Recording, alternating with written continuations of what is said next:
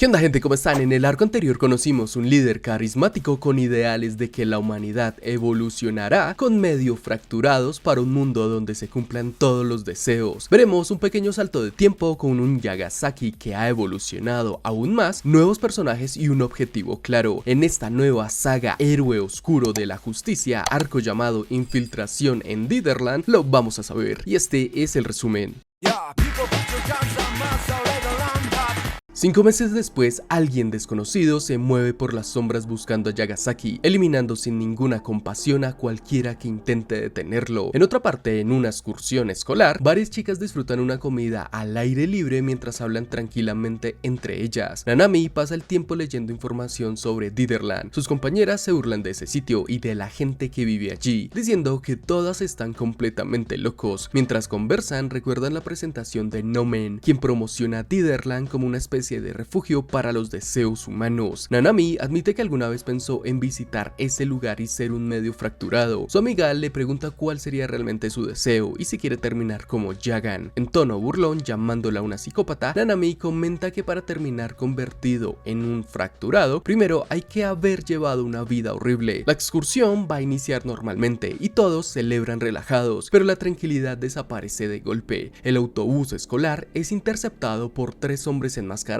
que bloquean el camino y anuncian que el vehículo ahora les pertenece. El profesor intenta calmarlos diciendo que el viaje ya estaba reservado, pero uno de estos sujetos, claramente un fracturado, transforma su cuerpo y le atraviesa brutalmente el rostro. Los 3 celebran que el viaje será divertido. Ellos son los hermanos fracturados Doroshin y el caos empieza de inmediato. Las estudiantes entran en pánico mientras los atacantes obligan al conductor a seguir avanzando sin detenerse. El número 3 mira fijamente a una chica que no deja de llorar y comenta que siempre quiso perder la virginidad con una colegiala. Dice que ahora está rodeado de varias y sus hermanos añaden que será el turbus de la profanación. Después fija su atención en Nami, diciendo que es hermosa y que tanto él como el Dithderland Sama estarán felices con ella. Nanami contiene las lágrimas mientras le responde con desprecio. Para ella, esos tipos no son más que unos humanos vacíos que ya perdieron hasta sus propios deseos. El hombre parece excitarse todavía más con esas palabras, ya a punto de hacerlo, pero justo en ese instante algo atraviesa violentamente el cráneo de este, matándolo de una vez. Los otros 2 apenas alcanzan a reaccionar cuando ven a Yagasaki disparando desde afuera del autobús. Con una precisión brutal destruye el brazo de uno de ellos. El último intenta asestar un golpe arriba del autobús, pero Yagasaki ya apareció frente a él y le dispara directamente al rostro sin mostrar ninguna emoción. Todo termina empeorando cuando el autobús pierde el control por el alboroto y acaba volcándose. Nanami, que no llevaba cinturón, sale despedida por una ventana. En medio del aire, Yagasaki logra alcanzarla antes de que impacte contra el suelo. Ella, todavía llorando, le agradece por salvarla, pero él responde fríamente que no lo hizo por bondad, sino porque sigue sus propias reglas. Incluso admite que si se dejara llevar por sus deseos como hicieron los Doroshin, probablemente también la habría matado. La escena cambia hacia la ciudad. La vida sigue avanzando con aparente normalidad. La gente trabaja, ríe, se entretiene y también sufre mientras Yagasaki canta la canción de Bupa. Reflexiona sobre la vida, ahora está convencido de que todos los humanos viven únicamente para perseguir sus propios deseos. Para él, el trabajo, la diversión y hasta el sufrimiento son solo la basura disfrazada de rutina. Cree que cada persona vive atrapada dentro de su propia historia, fingiendo ser el héroe reprimido de su propia vida, y reconoce que él tampoco es diferente. En un edificio abandonado, Doku le informa que encontraron a un nuevo fracturado. También se queja de la vida miserable que llevan últimamente, pero Yagasaki apenas le presta atención. Sigue concentrado pensando en su siguiente movimiento. Doku insiste en que deberían destruir Dithderland de una vez y acabar con todo eso para volver a la normalidad, pero Yagasaki le deja claro que no puede simplemente entrar y matar a todos, necesita información. Además, está seguro de que cada vez aparecen más personas con poderes por culpa de Nomen y su influencia. Entonces revela una técnica nueva que desarrolló. Puede colocar una bala dentro de alguien y manipularlo desde allí, obligándolo a obedecer órdenes o haciéndolo explotar si intenta resistirse. Su idea es usar esa habilidad para infiltrar a alguien dentro de Dithderland. Doku comenta que habría sido útil usando a alguno de los hermanos payasos que mataron antes, pero Yagasaki responde que sus habilidades no servían para una misión así. Desde allí observa a un hombre solitario de aspecto perturbador que camina por la ciudad mientras que piensa con resentimiento. Hace mucho tiempo que dejó de relacionarse con otras otras personas, no porque le importaran, sino porque detesta a los humanos. Las risas le molestan, los niños le provocan rechazo, no entiende cómo alguien puede ser feliz simplemente por seguir vivo cuando él jamás tuvo esa oportunidad. Su vida fue puro sufrimiento hasta que escuchó el anuncio de No Man. Desde entonces todo cambió, ahora tiene poder, ahora puede vivir como quiera sin responder ante nadie. Mientras avanza entre la multitud, se convence de que este será su verdadero nacimiento y que en su debut terminará matándolos a todos. Pero justo cuando está a punto de desatar la violencia, algo se incrusta en su espalda. El hombre se siente confundido, entonces escucha la voz de Yagasaki diciéndole que no se dé la vuelta y que simplemente siga caminando. Le explica que le colocó un explosivo en el cuerpo conectado a sus emociones. Si el humor de Yagasaki cambia, la bomba explotará. Ahora su vida depende literalmente de él. Si quiere sobrevivir, tendrá que obedecer cada orden. El fracturado alcanza a ver el brazo transformado de su agresor y reconoce inmediatamente a Yagan. Alterado, se pregunta por qué alguien como él lo busca. Yagasaki responde con total frialdad que solo necesita que haga un trabajo y que después lo dejará libre. Pero la mente del hombre ya está completamente rota. Cree que todos siempre han intentado destruirlo, quitándole lo poco que tiene, y no piensa permitirlo otra vez. Gritando desesperadamente, arranca la bala de su propio cuerpo. Yagasaki se sorprende incluso. Él es el medio fracturado de metal líquido, el genio servil. Yagasaki se resigna, este tampoco le sirve. Pero antes de actuar aparece un hombre misterioso que lanza un puñetazo de 1000 grados, evaporando al fracturado al instante. Todo queda en silencio hasta que el desconocido mira directamente a Yagan diciéndole que es un placer conocerlo y que lo han estado buscando. Presenta a el equipo como Kaizu, una organización formada por 5 guerreros fracturados. Su misión es simple: reunir todas las ranas frenéticas restantes y acabar definitivamente con esta locura. Se presenta como Ebiru, su líder. Intenta seguir presentando a los demás, pero sus propios compañeros empiezan a interrumpirlo, presionándolo con hablar de sus ideales. Explica entonces que las ranas frenéticas todavía seguían sembrando caos por todas partes y que ellos eran guerreros fracturados, personas capaces de enfrentarse a esa amenaza porque ya no quedaban humanos normales con el poder suficiente para hacerlo. Le pregunta directamente a Yagasaki si comparte ese objetivo, dejando caer la propuesta de que se uniera con ellos. Pero Yagasaki respondió sin darle vueltas, dijo que eso no era lo suyo. El ambiente cambió de inmediato. Icarus, otro miembro, se molesta y comenzó a llamarlo cobarde, asegurando que alguien como él no entiende el estado actual del mundo. Ebisu trata de calmar la discusión, aunque Canipan, otra integrante, intervino diciendo que si seguían así, jamás podrían detener el desastre provocado por los fracturados. Según ellos, solo los guerreros fracturados podían acabar con todo esto. Su ave compañera Kashikos explicó que las ranas frenéticas actuales estaban siendo creadas artificialmente y que el verdadero problema eran las originales, las que habían caído del cielo aquel día. Miles seguían esparcidas por el mundo. Comparadas con ellas, las que salían de Diderland eran insignificantes. Aún así, Waka, Metallica y Ángel, los otros miembros restantes, admitían que disfrutaban cazarlas. Después de escucharlos a todos, el líder volvió a dirigirse a Yagasaki y le pidió que les prestara su fuerza para salvar el mundo. Yagasaki permaneció en silencio mientras recordaba a su antiguo grupo. Por un instante parecía extrañar lo que alguna vez tuvo, ideales de héroes. Pregunta por sus deseos reales, pero Ebisu lo refuta y le dice que es más bien su destino. Yagasaki se cuestiona si quiere tener compañeros de nuevo. Dice finalmente que se optaría a unirse únicamente si todos permiten que les implante una de sus balas dentro del cuerpo. Así podrá controlar sus vidas. Los guerreros reaccionan indignados. Para ellos era absurdo que un aliado quisiera tratarlos como subordinados, pero el líder no dudó ni un segundo y aceptó. Luego miró a los demás y dijo que al final todos estaban peleando para no perder a las personas importantes para ellos. Pero justo antes de hacerlo, Yagasaki se detuvo. Su instinto le avisó que un renacuajo frenético se acercaba a gran velocidad.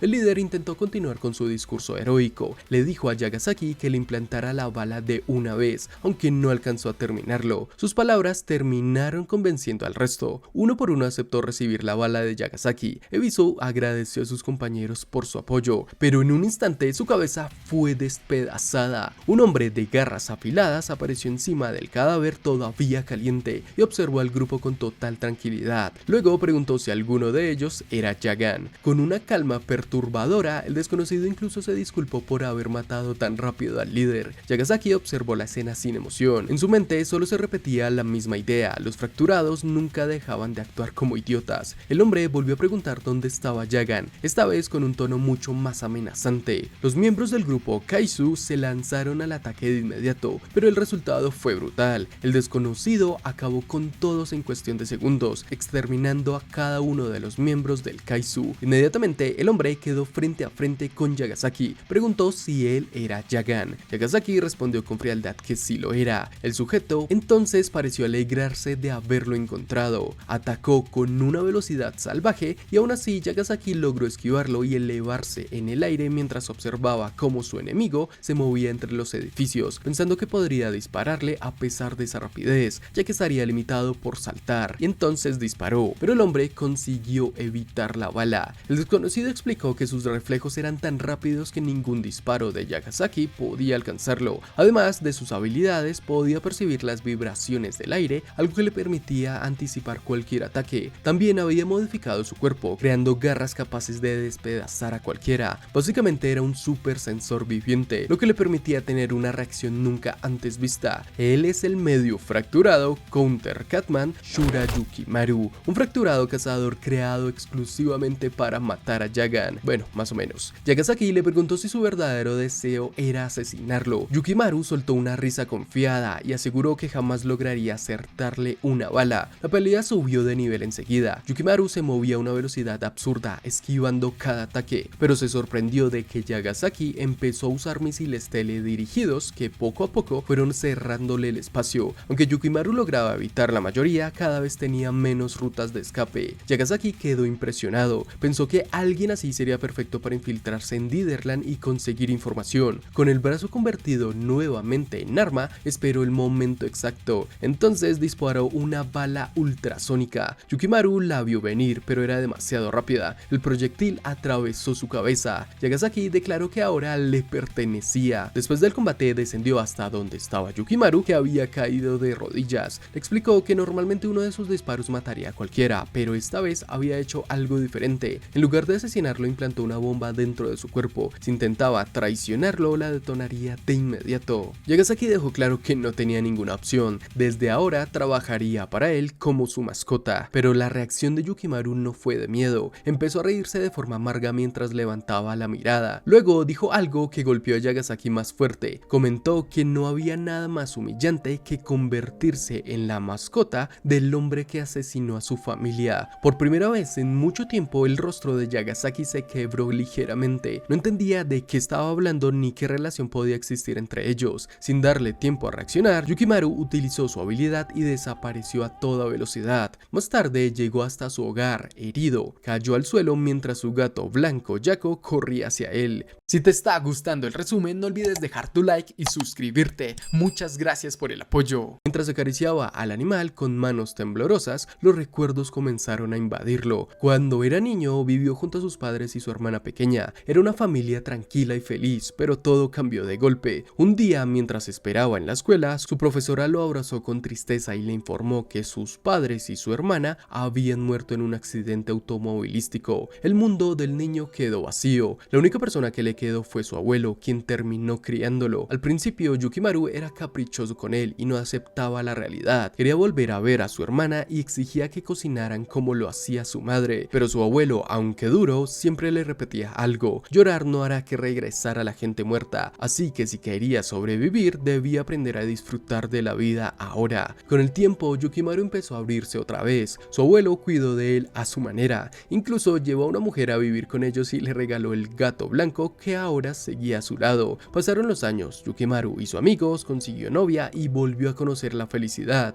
Aunque intentaba disfrutar su vida, la sensación de vacío nunca desaparecía del todo. Cada vez que veía a una familia feliz, algo dentro de él se rompía un poco más. Aún así, cuando estaba por cumplir 18 años, llegó a pensar que su vida no había sido tan mala. Había sufrido mucho, sí, pero también había encontrado personas importantes. Ese mismo día de su cumpleaños, su abuelo apareció sonriendo y le dijo que tenía tenía 2 boletos para Dithverland. Yukimaru se alegró de verdad. Por primera vez sintió que podía crear un recuerdo feliz nuevo junto a él, pero aquel regalo terminaría convirtiéndose en el inicio de su tragedia. Ya en el parque, los dos caminaban por Dithverland, mientras el abuelo repetía emocionado que debían divertirse al máximo. De hecho, parecía que el más emocionado era él. Durante el desfile, el anciano cambió un poco el tono y empezó a hablarle con más sinceridad. Le confesó que estaba completamente en quiebra y que no podría pagarle la universidad. Yukimaru ya sospechaba de algo así, pero lo que realmente le tocó el corazón fue escuchar que su abuelo jamás lo consideró un fracaso. El anciano le explicó que el dinero no era lo más importante. Según él, mientras una persona tuviera un buen corazón, todavía podía encontrar felicidad. Incluso si la tristeza seguía viviendo dentro de uno, todavía era posible disfrutar de la vida. Entonces Yukimaru le confesó algo que llevaba guardado durante años. Le preguntó qué pasaba si uno tenía un agujero en el corazón imposible de llenar. Aunque tenía amigos y una novia, seguía sintiéndose solo. Pensaba que estaba completamente roto, pero el abuelo le respondió con calma que sentirse estancado era parte de vivir. Este vacío no desaparecería gracias a otras personas. Uno tenía que aceptar esa herida y convivir con ella. Amar incluso esa soledad, esa parte de sí mismo, era la única forma de seguir avanzando. No había nada de malo con sentirse solo. Eso no quiere decir que seas defectuoso. Después de eso, el anciano volvió a sonreír y hasta le propuso ir a coquetear con universitarias. Sin embargo, justo en ese momento ocurrió la tragedia. Uno de los carros del desfile explotó de repente. Un enorme pedazo de metal salió disparado directamente hacia Yukimaru. El abuelo reaccionó sin pensarlo y lo empujó para salvarlo, pero recibió totalmente el impacto. Yukimaru quedó paralizado, corrió hacia él desesperado, pero el cuerpo ya no respondía. Poco después, entre lágrimas, solo puede preguntarse por qué siempre terminaba perdiendo a las personas que amaba. Acariciando en silencio a su gato blanco, sentía el corazón destrozado. Aún así, una pequeña parte de él estaba en paz porque sabía que su abuelo nunca lo vio como alguien inútil. Por un instante llegó a pensar que tal vez todavía podía darle otra oportunidad a su vida, pero todo cambió cuando encendió la televisión y escuchó las noticias. Lo ocurrido no había sido un accidente, el responsable era Jagan. En ese instante, cualquier posibilidad de tranquilidad desapareció. Las palabras de Nomen comenzaron a retumbar en su cabeza y el odio empezó a crecer sin control. Preguntó si realmente estaba roto, si había nacido defectuoso por no poder llenar ese vacío. Al final solo llegó a una conclusión: destruir a Jagan costara lo que costara. Ya en el presente, piensa que si muere no tiene sentido haberse convertido en fracturado. Yagasaki llega y lo observa seriamente. Admitió que había matado a quien era importante para él y hasta se disculpó, pero aún así necesitaba su poder y su ayuda. Le prometió que cuando todo terminara retiraría la bala explosiva de su cuerpo y lo dejaría libre. Yukimaru respondió lleno de rabia. Dijo que no se convirtió en fracturado para servirle como peón. Obtuvo ese poder únicamente para matarlo, pero Yagasaki no reaccionó. Con más frialdad le respondió que entonces, cuando acabara sus batallas, le entregaría su propia vida. El joven dudó por un momento y finalmente aceptó el trato con rabia contenida. Muy lejos de ahí, Airi estaba rodeada de hombres ricos que intentaban impresionarla invitándole bebidas y lanzándole halagos. Su belleza atraía todas las miradas, pero en su rostro solo había aburrimiento. Aunque aquellos tipos parecían exitosos y encantadores, ella únicamente veía arrogancia vacía detrás de sus carreras y su dinero. También sentía lástima por otras dos chicas presentes en la mesa, porque sabía que no tenían ninguna oportunidad frente a ella y Miyo. Uno de los hombres trató de invitarle algo de beber, pero Airi se disculpó y se dirigió al baño. Allí Miyo le pregunta qué pensaba de toda esta situación. Ella sin más afirmó que no estaba interesada en ninguno realmente, agradeciéndole por traerla a esta cita mixta. Miyo le pregunta por Junpei y Airi confirma que terminó con él. Confesó que después del funeral de Tendo se alejó de la casa. Nunca le contó a nadie lo ocurrido con Aizen y el ambiente se volvió insoportable. Miyo le dijo que hizo bien en marcharse. Según ella, ya era hora de vivir para sí mismas y dejar de esperar que otros decidieran sus vidas. Las palabras sorprendieron fuerte a Airi. Miyo admitió que es mucho más divertido tener libertad para crear abundancia, cosa que se crea tomando lo que se quiere. La gente normalmente no valora las cosas hasta que las pierde: tiempo, relaciones o incluso momentos simples. Por eso decidió seguir únicamente lo que sentía, sin pensar demasiado en las consecuencias. Airi preguntó si el chico de gafas no le gustaba, al menos se veía decente, pero Miyo lo negó. De hecho, expandió su visión a otros chicos en otro mostrador, cosa que para Airi es sorprendente también. Miyo quería enamorar enamorarse o al menos conocer a alguien capaz de hacerla sentir viva. Antes de irse le dijo algo que quedó grabado en la mente de Airi: la vida no era divertida, las personas eran quienes la volvían divertida. Después de eso, Mio se fue a hablar con unos chicos que le interesaban. Airi volvió a la mesa todavía pensativa. Poco después terminó marchándose con el chico de gafas, decidida a elegir lo que haría que su corazón latiera aún más. Pasaron la noche juntos en un hotel y a la mañana siguiente, mientras ella se vestía, el sujeto le preguntó si volverían a verse. Airi respondió con sinceridad que no. La noche había sido agradable, pero no veía ningún futuro entre ellos. En realidad estaba buscando algo mucho más profundo. Quería a alguien capaz de entenderla y hacerla sentir realmente conectada. Y entonces, sin querer, recordó a Yagasaki. Su corazón empezó a acelerarse y terminó sonrojándose sola. Mientras tanto, en televisión nacional transmitían una entrevista exclusiva con Nomen. El líder de Dithverland hablaba sobre el futuro del parque y confirmó que en estos 5 meses han recibido miles de personas interesadas en convertirse en medio fracturados. Nomen explicó que no cualquiera calificaba para recibir poderes. Existía un proceso de selección riguroso basado en aspectos psicológicos, éticos y sociales. Según él, no buscan crear monstruos, sino personas capaces de mejorar el mundo. El conductor afirmó con ejemplos medio fracturados usando sus habilidades para ayudar a otros. Uno, por ejemplo, eliminaba traumas y recuerdos dolorosos en una clínica. Otro había revolucionado el transporte utilizando su poder para mover vehículos, avanzando tecnología para autos voladores. Pero la entrevistadora mencionó también el aumento de crímenes cometidos por medio fracturados. Nomen reconoció el problema y reveló una nueva iniciativa: colaborar con la policía entregándoles poderes para formar una unidad especial llamada Block Oni Corps. Mientras la transmisión continuaba, Yagasaki observaba todo en silencio junto a Yukimaru. Finalmente le preguntó directamente si había obtenido su poder en Dithverland. Yukimaru asintió y explicó que todo comenzaba con un examen y una entrevista. Después de eso, las personas eran llevadas cara a cara con Nomen. Yagasaki fue directo al punto y le preguntó al joven cómo había pedido un poder relacionado con matar. Yukimaru permaneció callado unos segundos antes de responder. Admitió que al principio su deseo había sido revivir a su familia, pero Nomen le dijo que eso era imposible sin una conexión genética previa con una rana frenética. Sin esperanza, terminó pidiendo el poder para matar a Yagasaki. Entonces Yagasaki le preguntó si podía entrar y salir de Dithverland libremente. Yukimaru respondió que sí, aunque por dentro estaba hundiéndose en contradicciones. Se suponía que dedicaría su vida a asesinar al hombre que había destruido la suya, pero ahora estaba junto a él como si fueran aliados. Movido por esa incomodidad, le preguntó sobre sus peleas y las cosas que había hecho. Yagasaki lo observó fijamente antes de responder de nuevo con frialdad. ¿Para qué quería saberlo? Yukimaru contestó que le estaba entregando su maldita vida. En ese instante, la expresión de Yagasaki cambió completamente. Su mirada se volvió pesada, casi monstruosa. Yukimaru tragó saliva mientras el sudor le recorría el cuerpo. Sabía que estaba frente a una especie de monstruo inhumano. La tensión desapareció un poco cuando salieron a comer. En un pequeño restaurante, Yagasaki pidió comida para ambos. Si bien no tenían mucho dinero, esto era como una reunión inicial. Yukimaru, por su parte, estaba muy nervioso, ya que nunca había entrado en ese tipo de restaurantes, donde la comida la toman de la cinta transportadora. Yagasaki le explicó cómo funcionaba. Cuando Yukimaru probó el plato, quedó impactado. Dijo que era demasiado bueno y casi parecía un niño emocionado. Yagasaki terminó soltando una pequeña risa al verlo reaccionar así, pero para Yukimaru no era una exageración. Nunca había probado algo parecido. Por un momento olvidó el odio y el vacío, se sintió vivo de otra vez, y justo ahí pensó algo que lo confundió todavía más. Ese era el tipo de persona que realmente se preocupa y hacía las cosas con sinceridad, pero al final lo quería matar. Mientras tanto, en Dithverland, Nomen contempla tranquilamente al gigante sapo mientras habla emocionado sobre el futuro. Según él, el mundo estaba cambiando y los medio fracturados terminarán dominando Japón. Lo decía exaltado mientras decía que pronto serían capaces de crear un nuevo mundo. Esto se lo decía a Nabingo, el verdadero gran rey demonio Sama,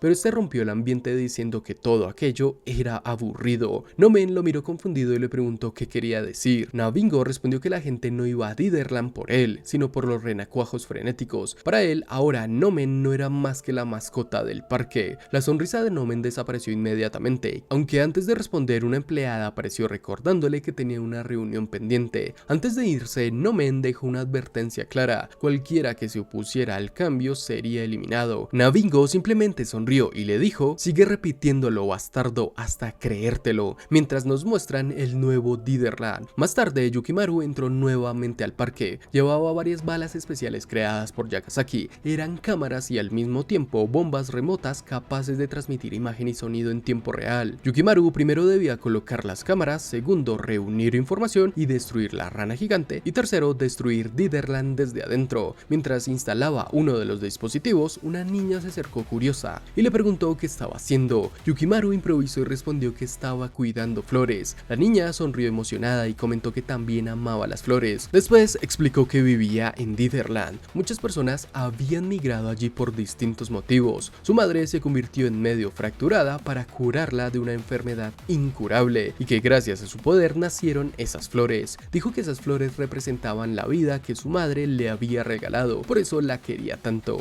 La niña se marchó junto a su madre dejando a Yukimaru completamente desconcertado. Miró alrededor y notó algo incómodo. La gente allí no parecía esclavizada. Muchos realmente eran felices gracias a sus poderes y a las vidas que habían encontrado dentro de Ditherland. Eso hizo que su vacío creciera aún más. Entre esos pensamientos, un guardia lo detuvo para pedirle la identificación, primero presentándose como medio fracturado. Al encontrar una de las cámaras especiales, comenzó a interrogarlo. Desde la distancia, Yagasaki le dijo que mantuviera la calma y siguiera actuando normal, pero algo dentro de Yukimaru terminó rompiéndose. Ya no quería seguir mintiendo ni jugando ese papel. Miró al guardia y le reveló que fue enviado por Jagan para destruir Ditherland. El guardia reaccionó gritando traidor, mientras se transformaba en un monstruo fracturado y se lanzaba contra él, pero Yukimaru lo partió en varias partes de un solo movimiento. No duró nada, murmuró que este sitio le molestaba mucho. Le declaró a Yagasaki que masacraría a todos por sí mismo. Las alarmas comenzaron a sonar por todo el parque. Anunciaban que un fracturado enviado por Jagan se había infiltrado en Ditherland. Yukimaru avanzaba acabando con cualquier guardia que se cruzara frente a él. Yagasaki desde lejos preguntó qué demonios estaba haciendo, recordándole que la misión principal era explotar la rana frenética, aunque Yukimaru respondió que quizás era mejor saltarse algunos pasos, preguntándole una sola cosa: la mujer y el niño que había conocido antes. Yukimaru quería asegurarse de que ellos no resultaran heridos. Yagasaki confirmó que estaban lejos de peligro. Mientras seguía enfrentándose a hordas de fracturados con diferentes habilidades, Yukimaru confesó que haber visto a aquella familia despertó algo oscuro dentro de él. Lo hizo enojar y querer matarlos a todos. Según él, Ditherland era una mentira enorme, un sitio donde la gente encontraba felicidad únicamente al convertirse en fracturados. Yagasaki entendió entonces que Yukimaru todavía no controlaba realmente su deseo, y precisamente por eso era tan fuerte. Ese estado le recordó a sí mismo en el pasado, cuando ni siquiera sabía qué quería de verdad. Cuanto más intenso era el deseo, más poder obtenía un fracturado. Entonces, si Yukimaru no podía, Yagasaki lo haría por él. Finalmente cambiaron de estrategia. Yukimaru de una vez debía destruir la gigantesca rana frenética ubicada dentro del castillo, el núcleo que producía los renacuajos frenéticos dentro del parque. Si conseguían acabar con ella, el poder de Ditherland disminuiría enormemente. Yagasaki incluso le advirtió que si moría, él mismo sería quien lo mataría, porque solo él tenía ese derecho. La pelea se volvió brutal. Aparecieron los guardias del portón, Fujin y Reijin. Sus poderes estaban basados en ataques similares a lo que sería el dios del viento y el dios del rayo, pero Yukimaru esquivaba todos sus ataques y los despedazó salvajemente mientras repetía que confiaba en Yagasaki únicamente hasta el momento en que pudiera matarlo. Finalmente entró al castillo. Allí encontró una figura inesperada custodiando la enorme rana frenética. Era un samurái cubierto completamente por una armadura. Instintivamente Yukimaru retrocedió. Ni siquiera fue una decisión consciente. Su cuerpo reaccionó solo. Yagasaki observó confundido hasta que escuchó a Yukimaru decir que debía correr. Entonces el samurái habló con una voz firme y pesada: chico malo. En ese momento Yagasaki entendió que la situación acababa de ponerse mucho peor. Apenas siente esa presencia, reconoce de inmediato quién está frente a ellos. Esa frase típica no es más que de Mikatsushi. Él es el supremo guardián de Ditherland, el demonio negro o Black Oni. Este le dice que si realmente tiene asuntos pendientes con él, entonces debería aparecer en personas. Para él, mandar a alguien más a buscar venganza no es más que un juego infantil. Yukimaru, confundido por la tensión entre ambos, pregunta quién es ese hombre. Yagasaki responde sin apartar la mirada que no existe nadie más de quien tenga ganas de asesinar. Lejos de asustarse, Yukimaru propone encargarse él mismo. Yagasaki intenta frenarlo enseguida, advirtiéndole que no tiene ninguna posibilidad contra alguien como Mikatsushi, pero Yukimaru ya había decidido lanzarse al ataque. Sale disparado a toda velocidad mientras Mikazushi permanece completamente quieto, calculando el momento exacto para acabar con él de un solo golpe en cuanto se acerque demasiado. Yukimaru intenta romper la defensa usando fuerza bruta, trata de atacarlo, pero Mikazushi lo obliga a esquivar, se mueve detrás de este y ataca con sus garras, pero estas son destruidas en un instante. La diferencia entre ambos era demasiado grande. Piensa que necesita tomar distancia y Mikazushi lanza un corte mortal. Curiosamente, su espada se extiende bastante. Yukimaru apenas logra sobrevivir porque algo lo sujeta del pie y lo arrastra fuera del alcance del ataque. Es el rey demonio Nabingo, exclamando que no puede evitar salvar a alguien que mantiene sus deseos. Black Oni le pregunta qué está haciendo. Con tranquilidad le dice a Mikazushi que debería relajarse un poco y revela que él fue quien otorgó su habilidad a Nomen. Aún así comenta que todo esto ya se volvió aburrido. Según él, al principio el deseo de Nomen era interesante, pero ahora solo se convirtió en alguien vacío y predecible. Cuando Mikazushi le exige explicaciones, se quita la máscara y nos muestran que en realidad es Shiharu, operando desde las sombras como siempre. Dice que Yukimaru le resulta mucho más interesante porque todavía sigue sus deseos de verdad, sin contenerse. Incluso asegura que si dependiera de él, toda la gente aburrida debería desaparecer. Yagasaki reconoce enseguida a Shiharu. Este divertido declara que desde ahora estará del lado de Yagasaki, porque lo considera alguien realmente interesante, pero Mikazushi no espera a que termine de hablar y amenaza con matarlo también. Shiharu se burla de él sin miedo, le recuerda que no puede hacerlo porque lo más importante para Mikazushi sigue siendo su hijo. Él responde llamándolo entrometido y psicópata. Shiharu señala que sin las ranas frenéticas, Mikazushi perderá a su hijo. Eso provoca que Mikazushi, lleno de furia, grite que esas mismas ranas fueron las responsables de en primer lugar de quitarle su hijo, mientras mastica láminas. Shiharu intenta mantener la distancia usando plantas gigantes para bloquearlo, incluso le advierte que las armas afiladas y sus plantas no combinan para nada. Sin embargo, Mikazushi vuelve a lanzarse al combate, logrando arrinconarlo mientras asegura que ese juego ya terminó, pero Shiharu responde atrapándolo con enormes raíces y plantas alrededor de la armadura samurái en su jungla de bolsillo.